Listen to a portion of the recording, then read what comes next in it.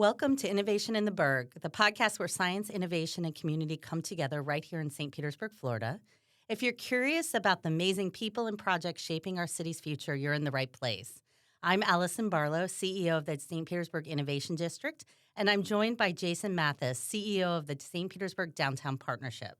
The partnership is a private, nonprofit organization dedicated to thoughtful growth and urban redevelopment.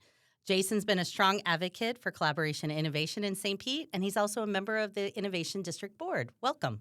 Thank you, Alison, and also we're really good friends. Yes, we are. So this should be fun. I'm just looking forward to a fun conversation. That's the nice part, right? Yeah. So talk a little bit about how you got involved in the Innovation District. Well, almost 8 years ago, I was living in Salt Lake City, Utah, thinking about taking a job in St. Pete.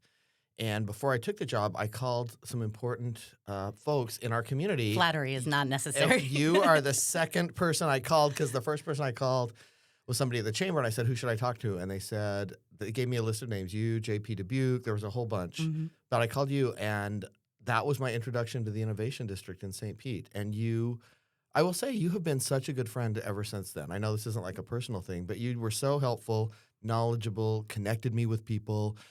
Anything that I had questions about, you were there to help. And I think, honestly, Alison, that's one of the things that has made the Innovation District so successful is your attitude to always say, yes, we'll figure it out. You said that just before we started today. I did. We do have that attitude of yes, and then we'll figure it out because generally that's the way it works. And that's, I think, a core principle of innovation. Yeah. So a lot of people don't know, how does the Downtown Partnership and the Innovation District work together, or how are we different?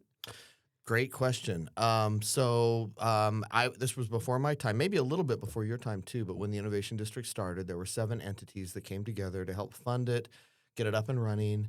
My predecessor, the wonderful Joni James, was involved at the time and helped to, I think, provide some incubation space for the Innovation District. So I think there may have been office space in our offices. We helped to get a checking account set up, helped to get some of those logistical administrative things.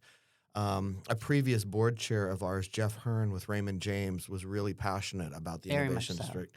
And so we, along with 6 other entities, stood it up, helped to get it running. And I came in a few years later and just benefited from all the hard work that everybody had already put into the Innovation District. So since I've been here, we've continued to be a funding source and a collaborator with the Innovation District. And so it's been an honor to be on your board and to help watch the district continue to grow and change and evolve. But that's really the relationship between the two organizations. The Downtown Partnership, as you mentioned, we are really focused on the built environment. What we care about is the sense of place in downtown. We are interested in thoughtful development. We never support development just for the sake of development, but what we like are good, thoughtful developments that contribute to the values that we have as a community. And sometimes we try to discourage developments that we think are not good for downtown. I've told people before, you know what? That would be a great project for someplace else. Look at Tampa, for instance. Nothing against Tampa. Just might have more opportunities. Some things fit in Tampa and some things fit in St. Pete. So that's really what our organization focuses on is the built environment in the urban core. And we are delighted to have the Innovation District as a neighbor, really a symbiotic relationship, I think, with the Innovation District and the sense of place that the Innovation District has. Yeah, I think it's a little bit of a soft border. I mean, technically the Innovation District isn't in the downtown core, but as you said, adjacent. So I think some of the principles that you've kind of placed in the district's, the downtown district, have kind of bled over to us. Some of the thoughtfulness around urban core development, placemaking, things like that. You know, the Innovation District in a structure has 3 things it cares about. So it cares about economic assets, the institutions, the incubators, the companies that we're trying to attract. It has the collaboration, the networking assets. How do you bring all that together? And then the third is really about place, and you just brought that up. I think your experience both here locally but in Salt Lake City and your national experience, place is so important in creating a sense of where people belong, but also creates the incubation elements for innovation. That's exactly right. You think about how St. Pete feels different than downtown Clearwater or downtown Tampa or further afield. St. Pete feels really different than Midtown Manhattan or San Francisco or Chicago. And that sense of place it's impacted by the natural environment, the proximity to water, the proximity to the ocean, the waterfront park system. It's impacted by really the built environment in terms of the size of our blocks, which created great walkability downtown.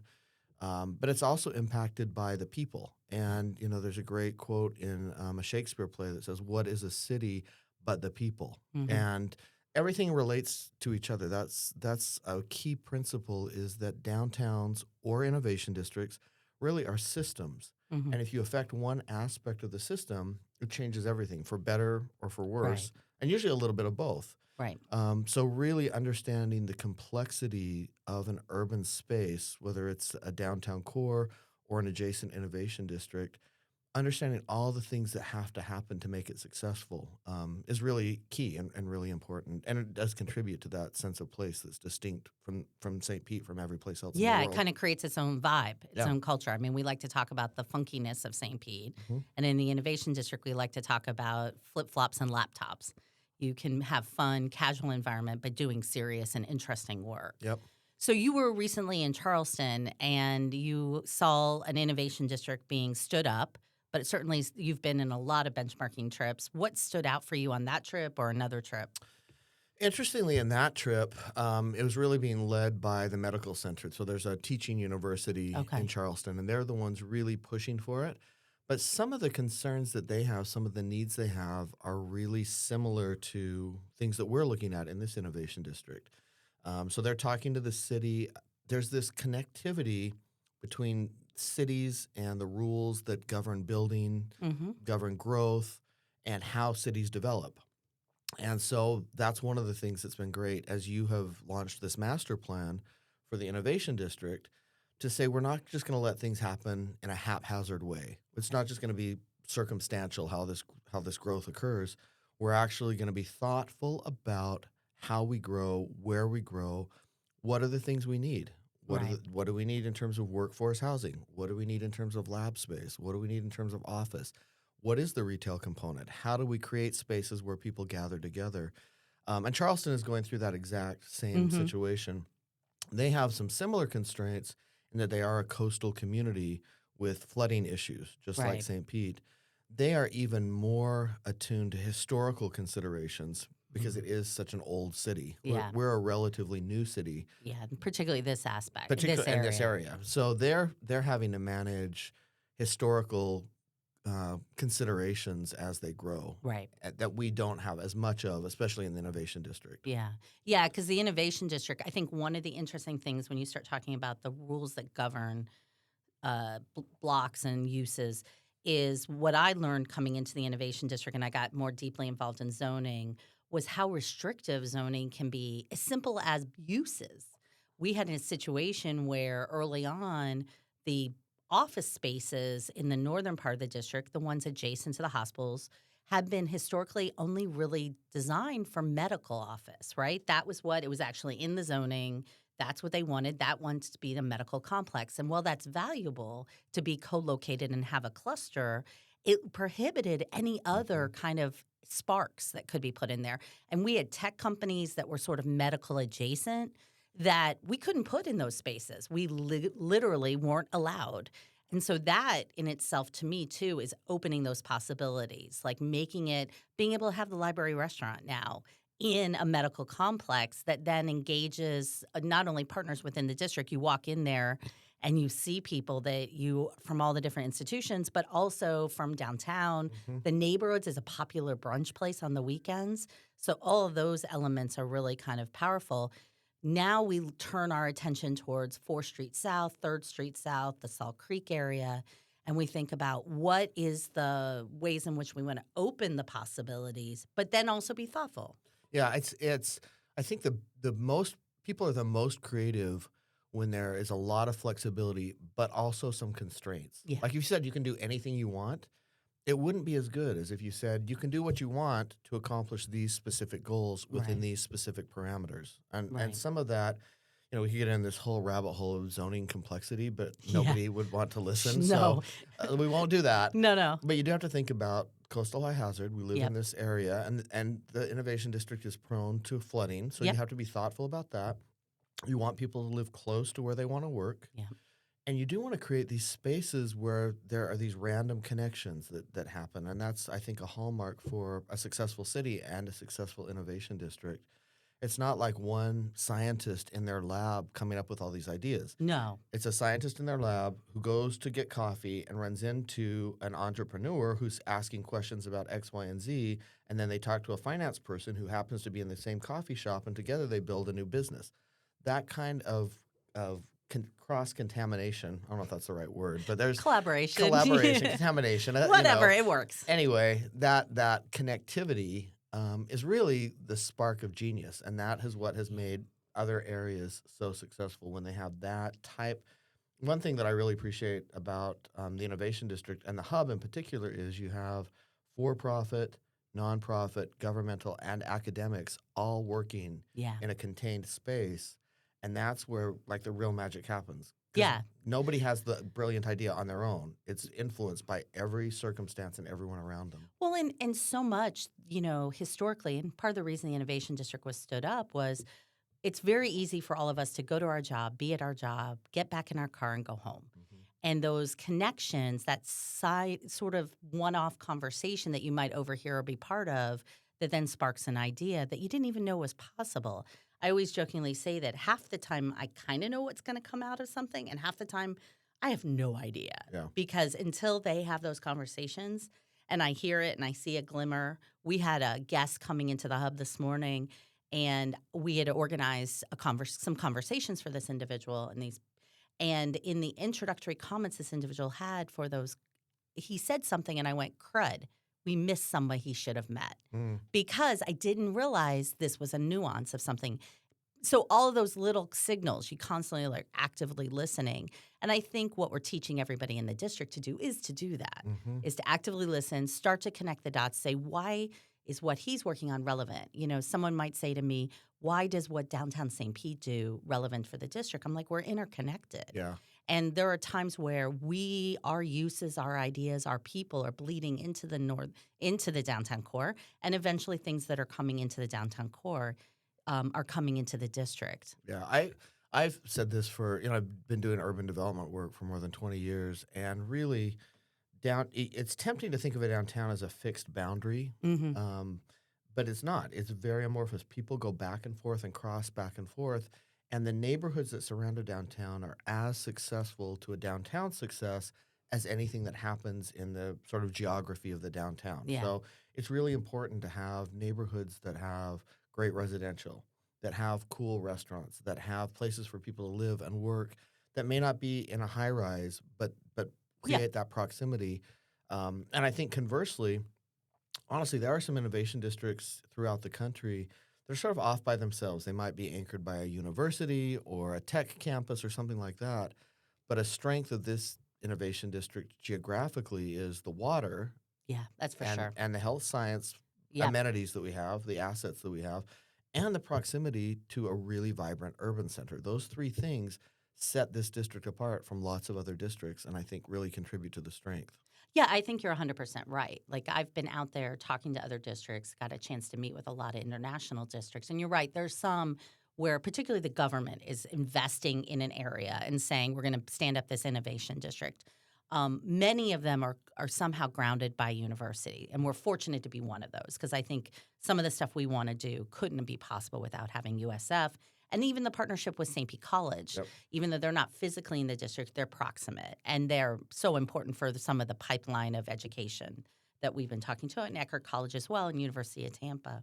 But the idea that we've got all of this centered against a downtown core has been incredibly attractive, particularly for our tech entrepreneurs. But everybody, it's a great downtown core that has a variety of things. It's daytime active and nighttime active. So it's got all these elements. And then with whatever happens in the future with the historic gas plant district, I think that connectivity will just enhance all of this. Yeah, and you and I have talked about this, and I've actually talked about it with the ARC Ellison folks as well, or whoever ends up developing it. It seems likely that it'll be ARC Ellison, but who knows? This has had a lot of twists and turns. Yeah, I won't even begin to predict. Hard to predict.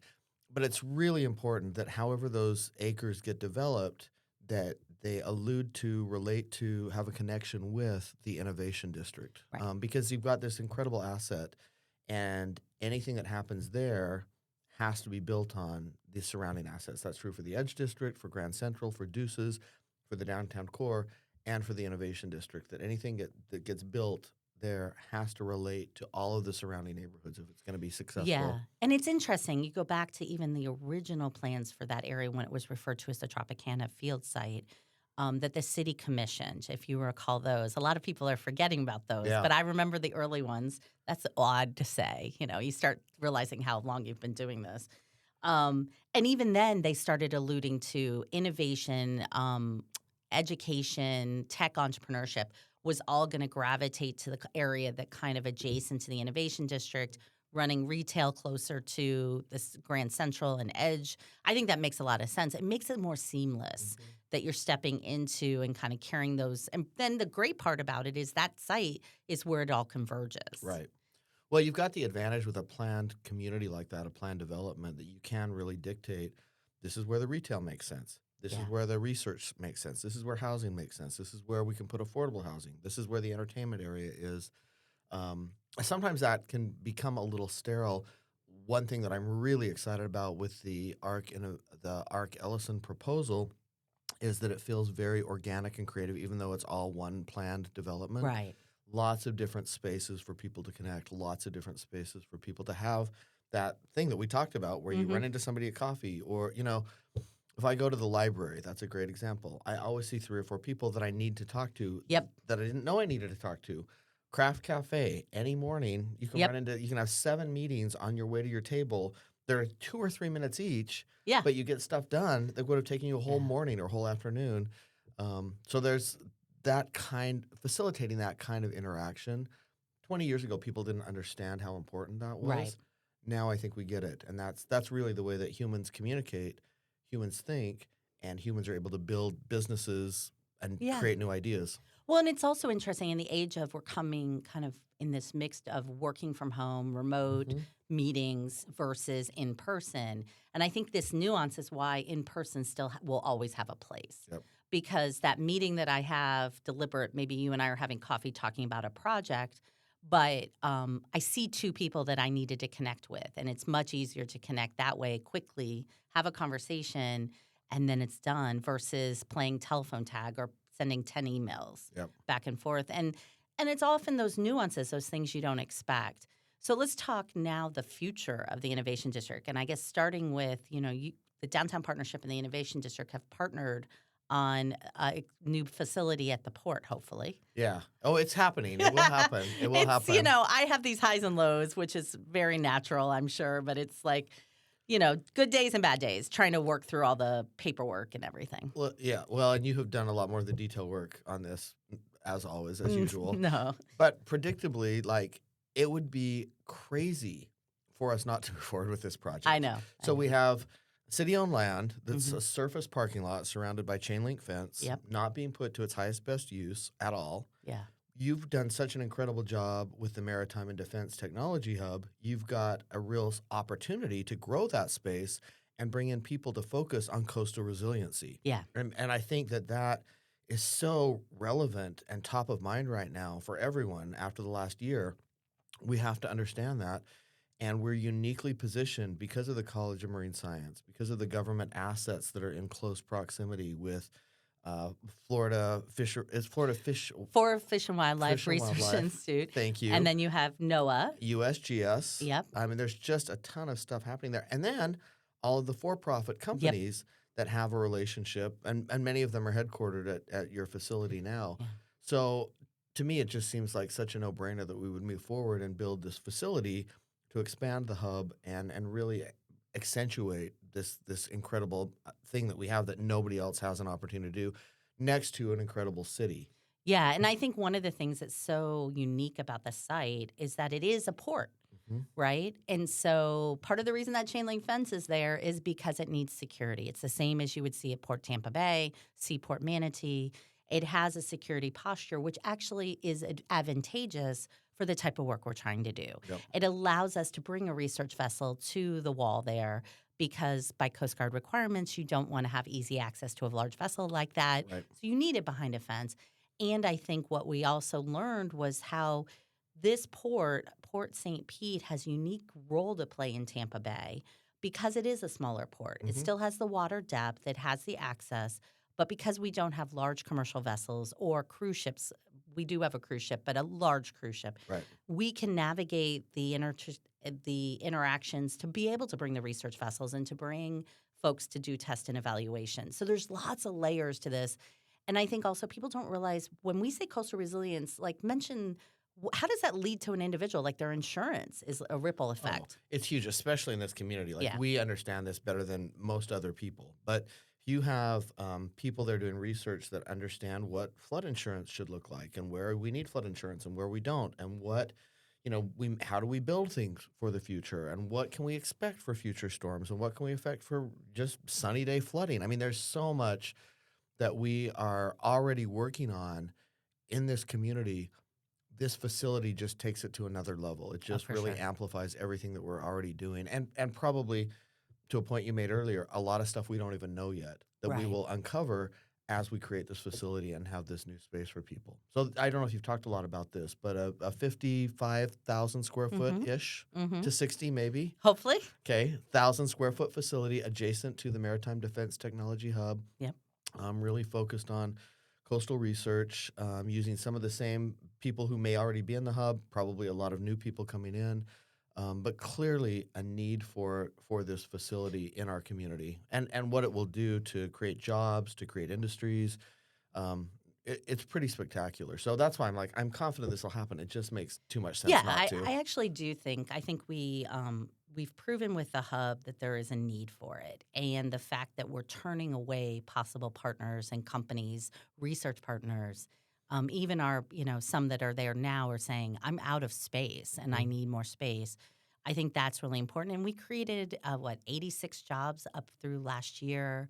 And then another 100 folks who are coming to the hub as a secondary work location. So we've proven some of the economic benefit of this. I think there really is a great, strong ground. It's just, we have to work through all the. It's everything. Never Nothing's ever as easy. easy as you think it's going to be, even if it No. makes a ton of sense. But I'm confident that we will prevail, and that this facility, 5 years from now, we will be celebrating the opening of this really cool I think new so. facility that will be an anchor for the Innovation District and for marine science research and for St. Petersburg generally. It's going to be a really incredible facility. And I think even Tampa Bay. I Yep. mean, a lot of our work is now pivoting in the maritime space to include all of Tampa Bay, because we're finding that our partners over in Tampa and in Manatee County are really engaged on these conversations. I mean, there's an advantageous relationship that happens with the Port of St. Pete and those other ports, because we give them something they don't have, which is this access to entrepreneurs and potentially a location that they can engage with. Yep. So we'll see how it all evolves. Anything else you think you want to say about the Innovation District, the future? It's been a great 10 years. Congratulations Thank on your you. 10-year I know, anniversary we're this coming year. up. Pretty exciting. Yeah. And I think it's just ramping up. I remember a few years ago, maybe 5 years ago, you were really questioning, like, what do we need to keep doing this? Yeah. What does this look like? Sure. And I think the future has become so apparent, and it just makes so much sense. So really, because of your leadership, I think the Innovation District is thriving and will continue to thrive. That's the future that I see. Oh, you're sweet. And I appreciate your involvement on the board, because I think having you as a voice on the board of directors, make sure that connectivity with the downtown is there, and your deep experience in looking at urban planning, design, thoughtful development has educated me for sure. And you're right. I'm a big fan of every few years you should look inside and go, are we doing the right thing? Mhm. Because we may not be. And I think the hope of an innovation district is that what we look like today may not be what we look like 3 years from now. It And that's shouldn't be. okay. No, it shouldn't be. That's the point of innovation. Yeah. If you're just doing the same old thing, you're Yeah. not particularly being innovative. No, and then So- we're not kind of living up to our promise. That's right. So, well, thank you very much for being here. Mark your calendars for State of Science and Innovation. We do it every January, so please check out our website, as well as the St. Pete Science Festival in February. You can find those and more information about the Innovation District at stpeteinnovationdistrict.com. Thanks for tuning in and being part of this incredible story of St. Petersburg. We'll see you next time.